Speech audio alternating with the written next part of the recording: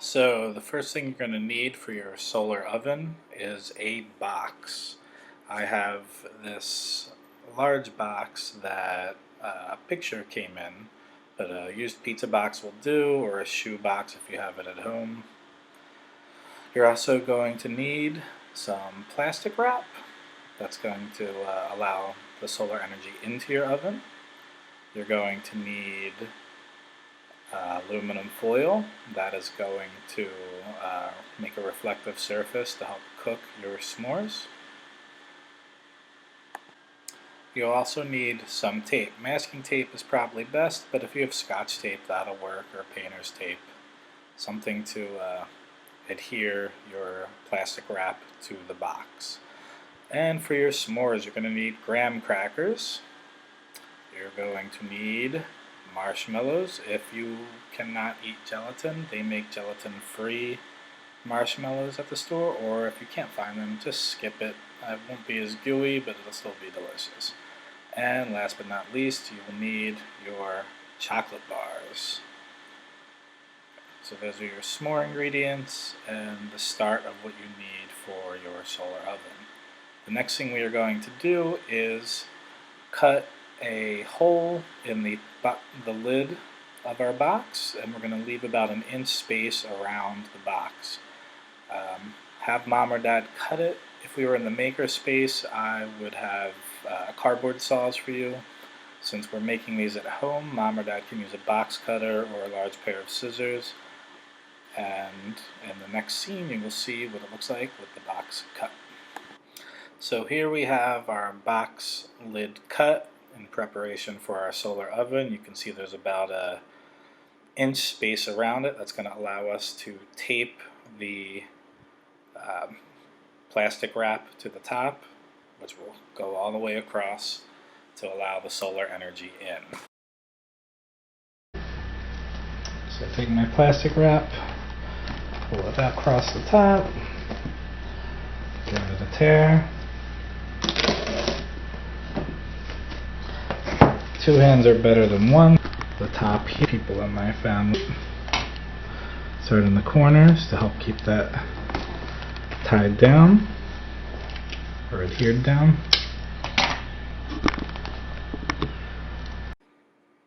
So we're going to continue to put the plastic wrap down and tape along the top edge so that it is nice and tight and no heat escapes from our solar oven. This is going to take a few layers of plastic wrap because my box is so big. So I'm stretching it tightly. I'm going to put my tape down now and make sure it's nice and taut and that no heat can escape.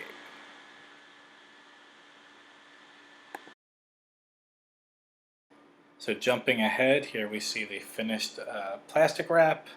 It's very tight so that it doesn't drop down into the oven. The edges are taped down tightly so the heat will not escape. And we've lined the inside with our aluminum foil. That aluminum foil will allow the heat to circulate. It's reflective. It also is a nice clean space for your s'mores to cook. You can see the entire bottom is covered, nice and flat. And we are now ready to start constructing our s'mores. Okay, so we have our ingredients for our s'mores. We have our chocolate bars. We're going to place them down 1/2 of, that's not my camera view, go on to the next one. Place them down on 1/2 of your because we have some out. It's a little easier. What I recommend doing is putting on a timer on them every now and then. Now one thing I don't have is I left all my thermometers at school, but if you have a nice clean outdoor thermometer, you can clean it off, place it inside your solar oven and compare temperatures. The outside temperature, what it is outside of your solar oven, and see how hot it gets inside your solar oven. See how much the sunlight affects your s'mores. Once you have your marshmallows down, put your second graham cracker over top. Just a different hand for these gluten-free ones so I don't contaminate. And now I'm ready to take these out, cook these in the sun. Again, if you have a thermometer, place it somewhere and record how hot your solar oven gets. Here's our solar oven with the lid closed. You see we have a nice tight seal of the saran wrap or the plastic wrap to let the solar energy in. We have the aluminum foil to reflect up. Our s'mores are ready and we're going to place it outside for 30 to 60 minutes. So here's our solar oven in direct sunlight. I placed it on my kid's trampoline because it's a nice black surface. It's going to attract more heat there anyway. It's in direct sunlight, and I made sure to put it in a place that'll be in direct sunlight for at least an hour, and we'll come back and check on them and have delicious s'mores.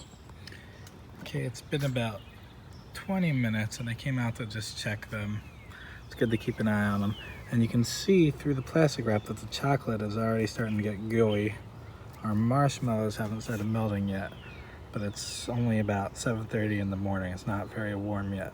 So keep an eye on them, and in about half an hour I'm betting these marshmallows will be nice and gooey for our snack.